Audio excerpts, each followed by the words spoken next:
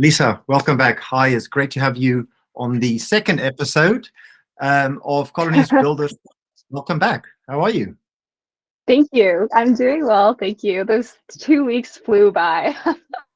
I, I know. I can't believe it. Yeah. So, for those of you who missed the first episode, I would encourage you to go back.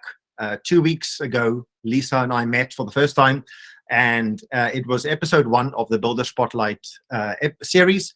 And Lisa basically told us about PictureBookDAO, gave us the context around your mission and your vision and what you're going to be working on over the next 3 months. So for anyone who hasn't watched episode 1, I would encourage you to go and watch that first, because today is episode 2. It's now 2 weeks later. And today is all about just having a conversation with you and seeing how it's going, to find out what it's been like building a DAO from scratch over the last couple of weeks. And we're going to dig into the things you've been working on and things you've been struggling with, and just talk about lots of things. And we're going to talk about you setting up your DAO on Colony and looking at the platform, and we'll see where the conversation takes us from there. So anyway, let's get going. Lisa, awesome. I think first of all, let's talk about where you were 2 weeks ago, what you had planned, and what you actually managed to get done. So I had made a plan at the beginning of the 2 weeks that I was going to talk to 10 people, regardless of the fact that I thought that I knew what I was going to say anyway. But I just I have to do this because that's sort of like personal excellence. And I'm so glad that, and it did change my perception on things. And it pushed me to a point where now it was tough because, and we can talk more about this later, sometimes it's harder to not do something than to do something, because I really wanted to get it off my to-do list. It felt like I hadn't done very much this past 2 weeks. It's sort of similar to if you've ever think back to being in high school and or college and writing your first research paper. It's very tempting to want to say, okay, I'm going to sit down and write 1 page of my 20-page paper a day, and then I'll get it done in 3 weeks. But that's not really how it works. You probably have to do research for 2.5 weeks. But once you really know what you're going to say and you have a very clear understanding of it, the execution on it only takes a couple days. But being willing to sit with the discomfort of not having done anything and continuing to research, continuing to chat, that was really hard. But that's sort of what I was doing. I'm really interested about the research method that you've been following. You said you wanted to talk to people. Who did you talk to? How did you reach them? I would love to tell you that I followed a very specific methodology, but I did not. It was, but I'm sure if people watching this, you can Google correct ways to do usability research and stuff like that. And I did take classes about this during my programs, but that's, in real life, it's not really what happened. I had initially planned to just talk to a few people and then try to reach out to people I didn't know, but just among people I did know, I got so much useful feedback that I continued to just talk to them. And the way it worked was I would try to explain to them what I thought. And then what happened was people asked me questions, which I wanted to know because I wanted to see what parts were unclear. And the big shift that happened was I thought I was going to explain what centralization means in the blockchain context. That's what I thought I was going to explain. But all the questions I got were around what is the purpose? What is the kind of the history of cryptocurrency? And I didn't even try to explain Web3 or any of that stuff. It was really just Bitcoin. I sort of left people with this feeling oh, that's kind of cool, but it's as if I just explained to them how some sort of obscure cell phone technology works. They're I don't really care about this. I got the sense that our customers are most likely going to be people who are already into this space. Okay. And their use case is wanting to use it to pass on to people that they know. It's going to be at a reading level that I think a smart 7-year-old could probably understand, but it depends on the kid, so it's not going to be primarily for children. And I also learned through chatting with my friends why why Bitcoin was invented or like what the original purpose was. And every single person was shocked that it had like a purpose beyond just like speculative fake money. So that sort of also gave me the sense that, okay, there's something important there. Now my biggest challenge is around really being selective around what I'm going to explain in this.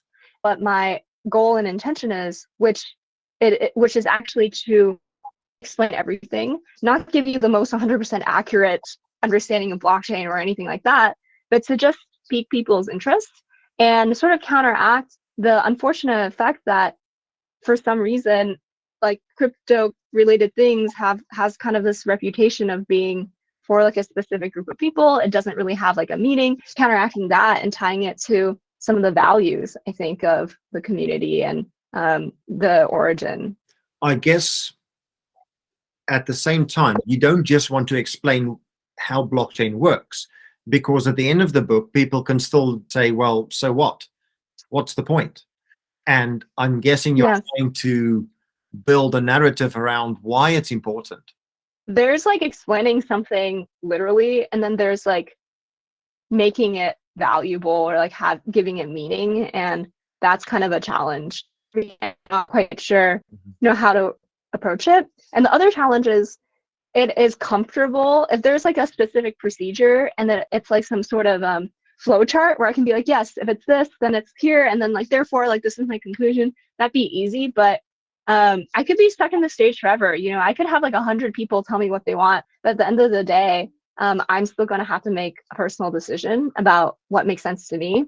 And that made me realize also that I kind of started approaching this DAO experiment because I thought it would be really great to have a closer relationship between founder or creator and customers and users, so that it's sort of like a co-creating process. It's not just I create something and I hope that you like it. But I also had to realize that at the end of the day, I'm still the one, at least at this point, I have to make these decisions. I have to decide what I think makes sense. It is largely like a personal creation. So that's something this process made me become a little more aware of. Yeah, I guess so. And so the people that you've spoken to as part of your research, you alluded to it earlier on, how people can have very different opinions, and if you listen to everyone, you almost don't know who to listen to anymore. So yes, it's great getting feedback. Of course, that's part of your research process. But at some point, you're going to have to make the decision to say, okay, thank you to everyone, but based on what I've heard, this is the route I'm going to take. Now that I've spoken to people, I've simultaneously improved my chances that people are going to love it, but I've also decreased the illusion because I know certain people are not going to love it because it's not going to cover like half things that they wanted it to cover. And that's, like that, your risk kind of decreases, but like it's also, you kind of don't get to live in that like fantasy land anymore. So that's also, part of the process that makes it scary to make a decision. Yeah.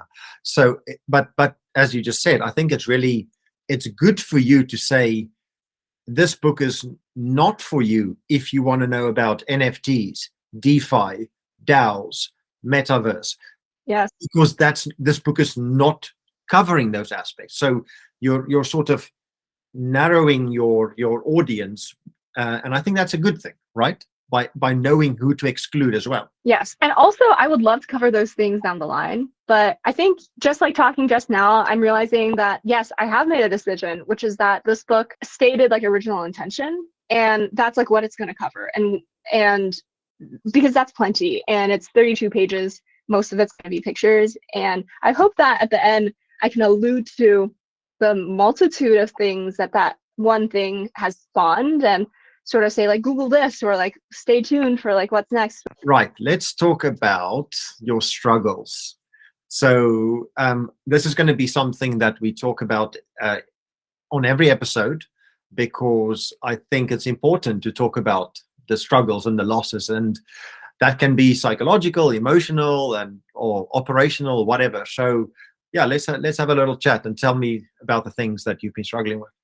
I just want to say, like, it is hard to do something outside of your normal responsibilities, your normal job, personal life. So I think one thing I have to tell myself is finding a balance between being understanding and like forgiving when things don't go according to that was something I had already started to experience, and I can imagine if other people try to do something similar, it can be very tough. And it's so important, I think, to just acknowledge that stuff happens and that you can't always follow a schedule.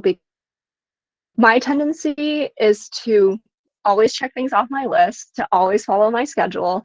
And that can be very dangerous in the research phase because it is a strong motivation to not do the research, to not listen to what people tell you and only listen to the things that validate what you already thought in the beginning because you want to keep on schedule. Research doesn't feel like doing anything because you're not creating stuff. But if you really think about it, to just physically type out this book, it should probably only take someone no more than 5 to 10 minutes just for the physical act of typing it out. Obviously, it takes more than 5 minutes to write a children's book.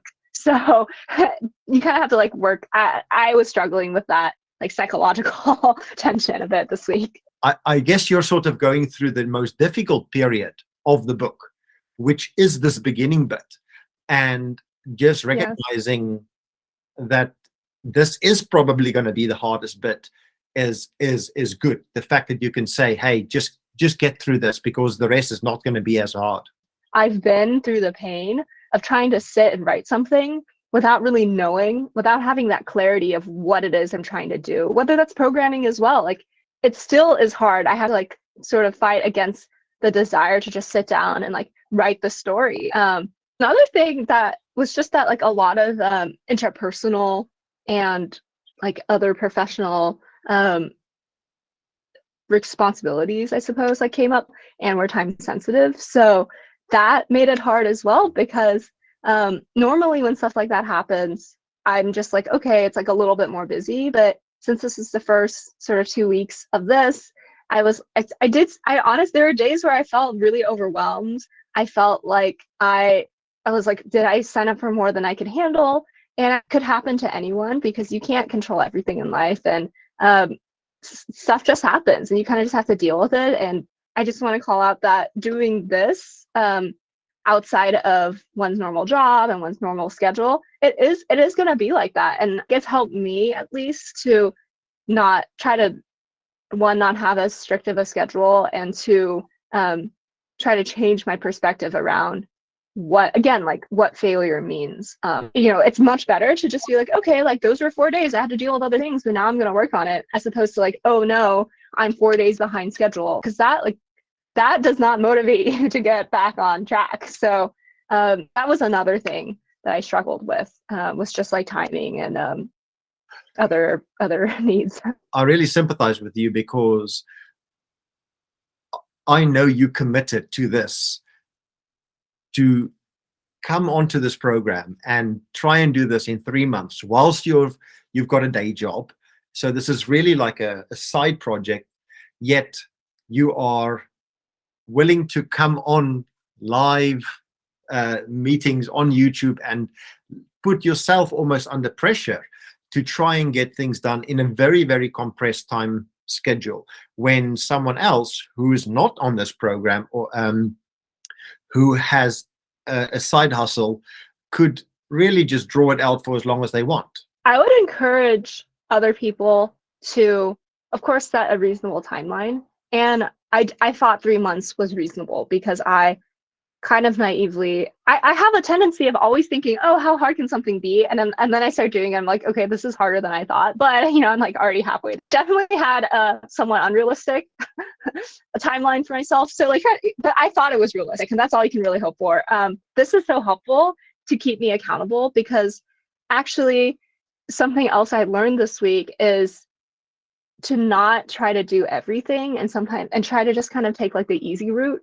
I've always been someone who over prepares. I'm always someone who triple, quadruple checks things. I will draft and redraft emails, just, combination of the personality trait. But having a timeline, a very a kind of compressed one, it kind of forces me to not waste my time doing those things, especially over little decisions, right? If I I had decided to record myself starting the DAO on Colony, and had I had infinite time, I would have been like, okay, I'm gonna actually like ask around first. I'm gonna go try to find the docs. I'm going to when it came time to where it was like create your own token, like come up with a name, I would have been like, oh, okay, like let me, come up with the perfect name. But I was like, oh no, like I need to have something to show these people in like 2 days. And at least like what I can do is download Loom, like record myself figuring it out and just like make a decision. And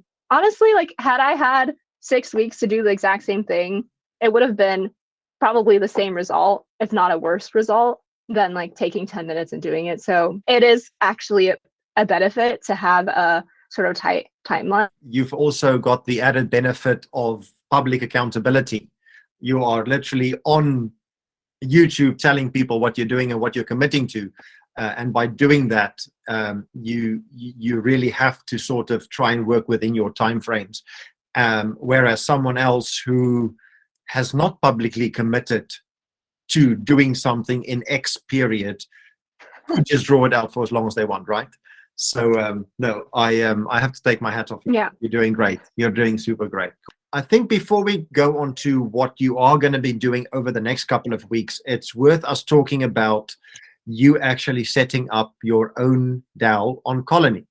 So before we jump into that, I want to call out the fact that actually, initially I was planning to join you for an onboarding call where I sort of talk you through the process of starting your own DAO and giving you the guidance as we go along.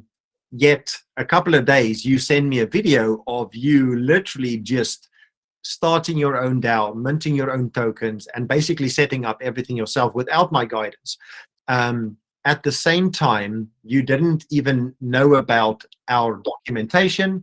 So you didn't even follow any of that. You sort of just clicked your way through it. So I was really impressed to see the Loom recording that you did of yourself doing it. And you still managed to sort of get it all set up. So do you want to try and summarize the process of doing that, and the sort of key insights and takeaways from setting it up? It basically took me through the process of creating my own DAO or Colony on this platform. And just, I did not know what Colony did before this. And it was pretty much mostly all automated. And they make it very clear when you're supposed to press buttons, because those buttons are highlighted. It's like the only button. I'm just like click, click, click. I could be signing away my firstborn child, but I'm like, whatever. It's probably not that bad. And because it's so automated, it is very easy actually to set it up. And this is actually a log of stuff that's happened, and you can see me sort of clicking around. Here, I awarded myself with 1 reputation reward, and then I smited smite it away, just to kind of click around, and you can do all sorts of things. And one of the things I did was I minted, and you just go click and you put like however amount, I did 10,000, and I was like test. I should probably do better commenting than just putting test everywhere, and then press confirm, and that was it. It was very simple. And just clicking around, it made me aware that, okay, like this is essentially an accounting system for DAOs. And the main sort of features is that, one, it's all transparent to other people. So when I went to the Meta Colony, this is like colonies, essentially, like I knew this existed for Web3 stuff, like transparency was a value, but just seeing it, like literally seeing a company's bank account, it's just so different than what I expected, because bank accounts are such a private thing in the normal world, or like you're in our normal day-to-day world, where you have to be very secretive about your bank account. You want to make sure like no one steals like your information. It's stuff is like, if you ever show someone something, it's always like blacked out, and it's like, no, this is just, especially for businesses, I would never expect that any person could just go and sort of see what's happening. But I love that that is built in, and it's not something you have to actively choose to be like, oh, I'm going to be transparent. Just the default. So that was one thing that I thought was really cool. Yeah, so that's the overview. It was really fairly straightforward, and I'm very excited to now have my 10,000 pick and a much better understanding of what this is all about. Yeah. So I don't remember who said it, but I think I've read it a couple of times where someone described a DAO as a group chat with a shared bank account, and Mm, or like a subreddit with a shared bank account. I think that was the original mm, description. It's a subreddit with a shared bank account, and I really like that mm, simple description. And I know DAOs are much more than that, but if you had to just boil it down to like the very essence, I think that is actually a pretty good description. So if Discord or Telegram or Slack is the group chat, then Colony is the shared bank account. the big So I count. think your Yeah. your analysis by setting this up and by browsing and clicking through it um, is quite true. It's essentially Colony is the treasury, the shared bank account, and the funds in Mm, the treasury um, get managed by those who have the authority and the reputation uh, over those funds. Colony does a lot more than that, but I think your initial experience of just clicking through it and by looking at the different features is quite a good description. So the other thing that I would say is Colony is actually going through a complete redesign of the UI. So we have recognized that the UX and the UI has not been updated for a very long time. We've got a brand new designer who has just joined the team, and her full time role is the complete redesign. In a few months' time, you will see a completely different interface, and the process of starting a DAO is going to be a lot smoother, and we will have these built-in wizards that take you through setting up a colony step by step. So I think even though you were a little bit premature in doing this in the current design, you still managed to do it, which is really good to see. And absolutely, if anyone who is watching this struggles, come into our Discord server and just create a ticket where I can put you in touch with our devs and they will be able to help you straight away. Here we are.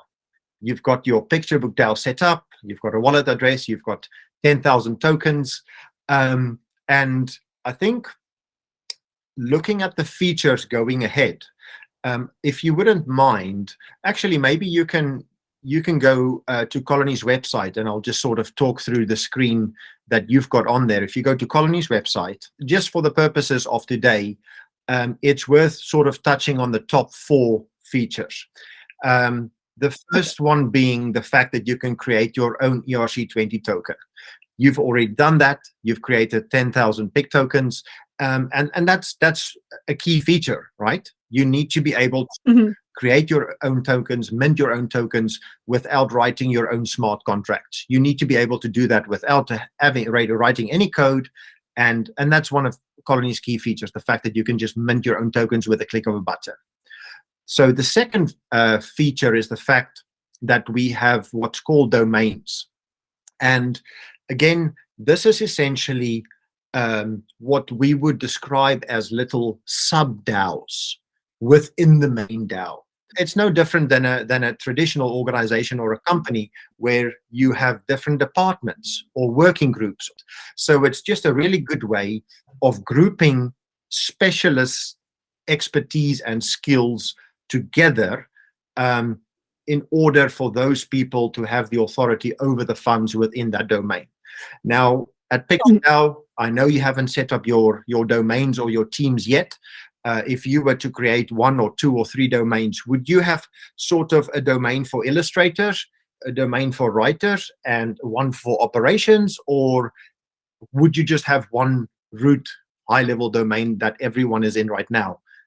I would plan for the long run where I could imagine that there would be probably at least like a marketing section for people who, and marketing would cover like direct marketing, but also like distribution channels and all of that. And I think that's probably like a significant chunk of stuff. And then I'd probably group initially illustrators and writers together, just because until it gets to a certain scale where there's a lot of illustrators and a lot of writers, it kind of falls under the category of content creating. And then there's probably going to be like a third, which will be around like operations. And I'd hate for that to just be a catch-all, but at this point, I have no idea. I don't really know what the DAO structure is going to be like, so it's hard to say, but that's sort of like the high level three that, and I think product, like people who are kind of coordinating writing and illustrating, that also falls out under like content creation. And I can imagine down the line, those being split up. That's just what comes to mind off the top of my head.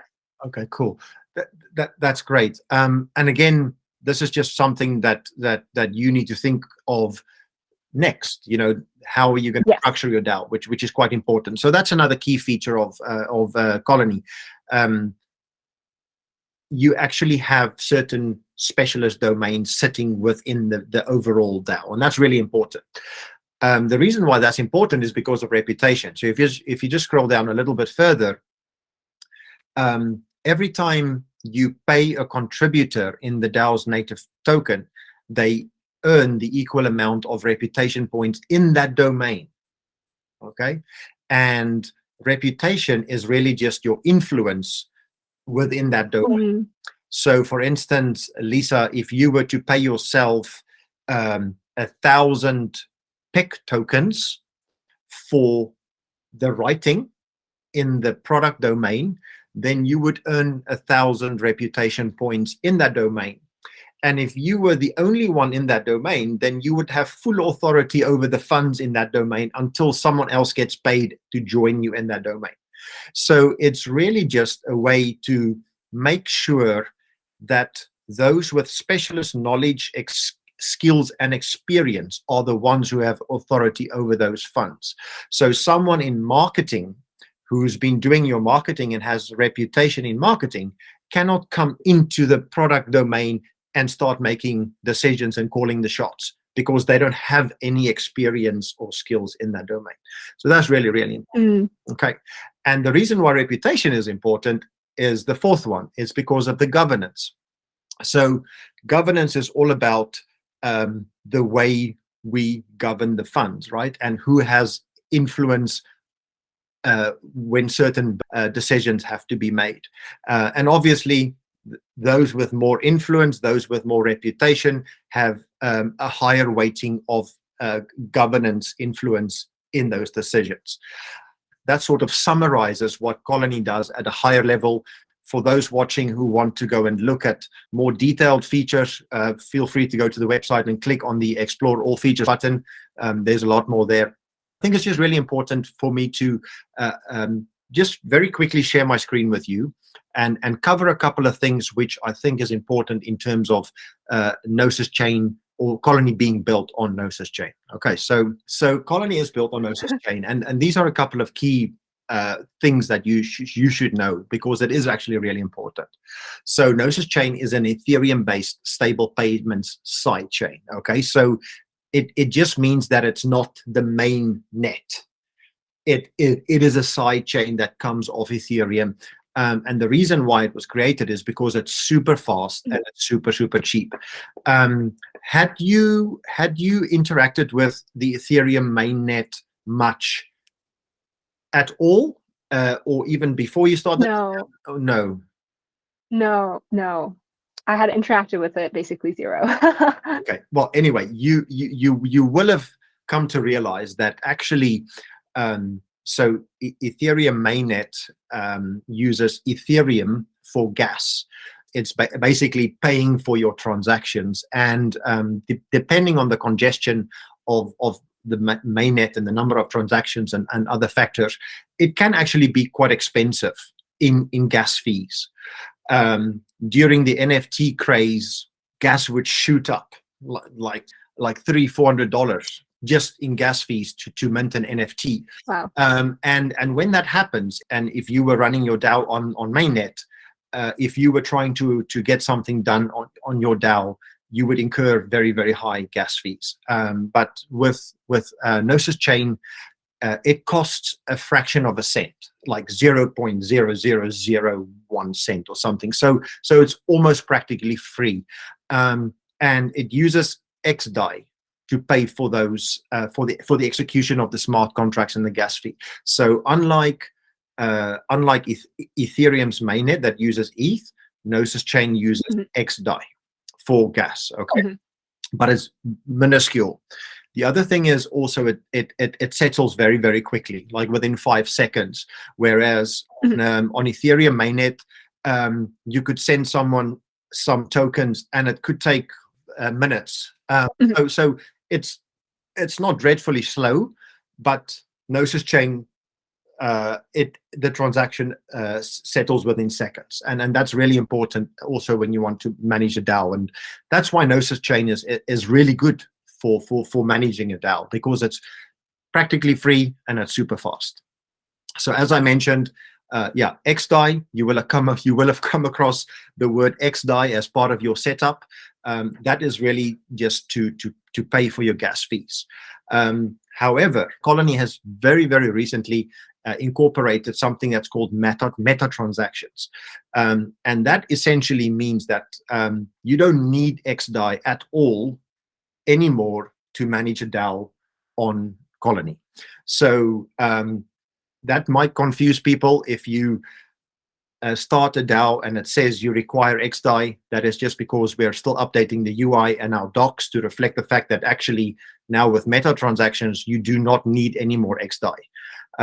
So again, Lisa, going forward, don't worry about getting XDAI or buying it or swapping it, because you're just not going to need it. Okay. So the other important thing is that on Ethereum mainnet, 1 DAI is $1.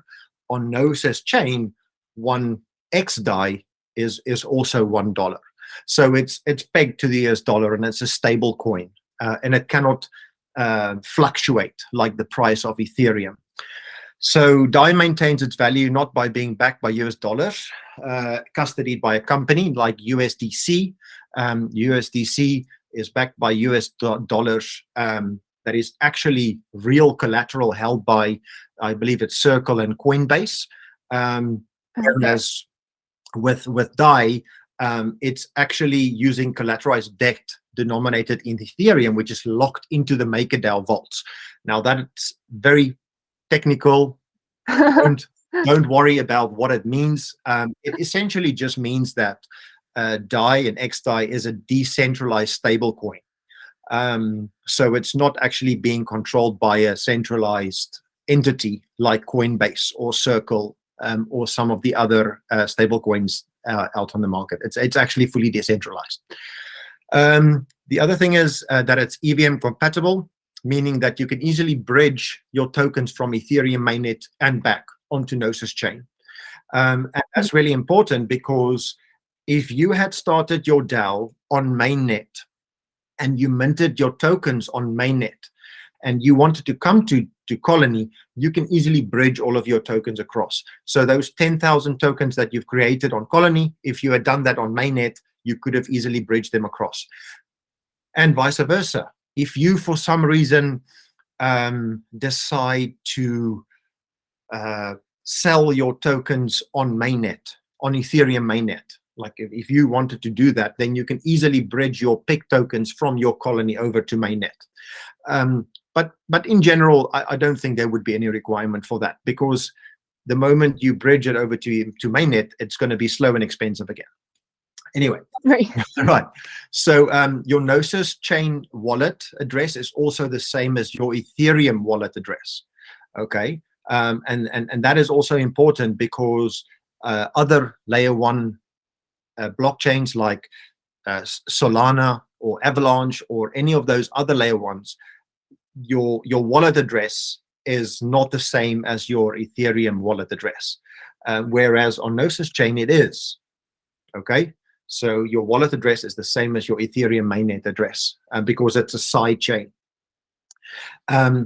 Why that is important is because if you actually look and explore all of the transactions that's been taking place in your DAO, you have to use Block Scout or Gnosis Scan as your main blockchain explorers, and you should not use etherscan.io, because Etherscan is for mainnet. That's where you can see all of the transactions on mainnet. But if you want to see what is happening on Gnosis chain, you have to use Blockscout or Gnosis Scan. This is not going to mean anything to you yet, but don't worry, we're going to dive into this later on. I just wanted to sort of call this out now for anyone who wants to know about it right now. And as I already mentioned, Colony now uses meta transactions, meaning you don't need any XDAI. So yeah, it's completely free to manage, to start and manage a DAO. I'm really excited to see how it all sort of shakes out as this process continues. So for next week, okay, I know I said this last week, but what I want to do by next week is to have a draft done of the book and have shown that to a couple people.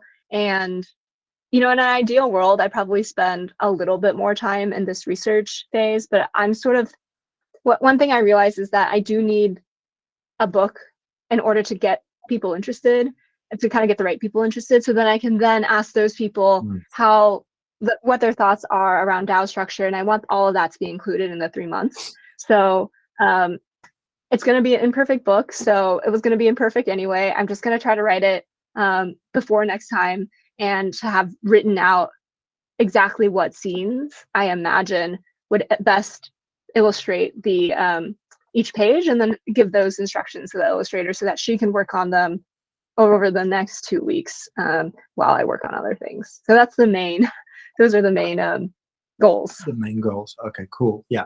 And then in terms of sort of the DAO part, is there any stuff you'd like to, or are you worried about anything related to DAO or governance or structures or tokens, or are you sort of just focusing on the book itself and worrying about those things later? My plan is to, again, just have, even if I only have a few pages done with the illustrations, I plan to give that to people who, so if you're watching and you want to see like a preview or you want to get a free copy of the book, like follow me on Twitter so I can reach out to you and ask you some questions. And I plan to give, this preview to people so that I can then be like, okay, like you have a better understanding of what this is all about now. Imagine that we then create other books explaining these other things that you want explained. What other, how would you want this to look? And I've started to ask these questions through the type form I created around financial incentives and ownerships. But I want to start with talking to people and seeing what the potential like first members and first participants in this community and would want first. And then from then on, probably want to do more research around how are other DAO structuring things. I'm probably going to ask John at List of DAOs, because he has like a whole overview of all DAOs, what his thoughts are, and just sort of get opinions first, and then go from there. So I think that's something we'll probably talk about next time as well. Okay, that's cool. I was sort of thinking, now that you've minted tokens, you could probably sort of reward some of the people who have been really, really helpful.